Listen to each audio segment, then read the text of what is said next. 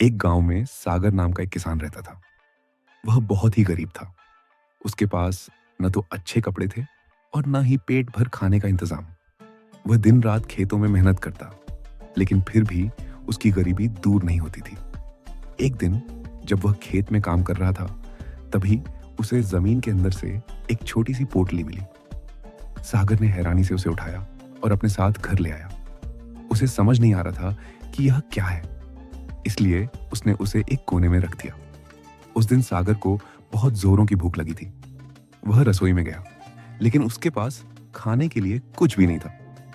वह उदास होकर सोचने लगा कि अब क्या करे। तभी अचानक उस पोटली से तेज रोशनी निकलने लगी। यह देखकर सागर डर गया और सोचने लगा कि इसमें से क्या निकल रहा है। कुछ ही क्षणों में उस जादुई पोटली से स्वादिष्ट और गर्मा गर्म खाना निकलने लगा।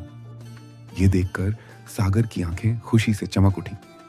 उसने देर न करते हुए तुरंत खाना खाना शुरू कर दिया। थोड़ी ही देर में उसने सारा खाना खा लिया और उसका पेट भर गया। अब सागर को समझ आ गया कि यह कोई साधारण पोटली नहीं, बल्कि एक जादुई पोटली है। उसने सोचा कि अगर यह सच में जादुई है तो इससे वह जो चाहे पा सकता है। उसने मन ही मन कुछ मांगा और पोटली ने उसकी इच्छा पूरी कर दी। धीरे धीरे सागर जब भी कुछ मांगता, जादुई पोटली उसे वह दे देती।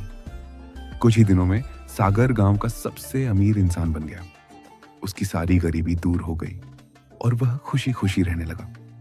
लेकिन सागर ने अपनी पुरानी हालत को कभी नहीं भुलाया। उसने गांव के गरीब लोगों की मदद करना शुरू कर दिया। वह जरूरतमंदों को खाना, कपड़े और पैसे देने लगा। उसकी दयालुता और उदारता के कारण गांव के लोग उसे बहुत पसंद करने लगे। इस तरह जादुई पोटली ने न सिर्फ सागर की जिंदगी बदली, बल्कि पूरे गांव में खुशियां फैला दी।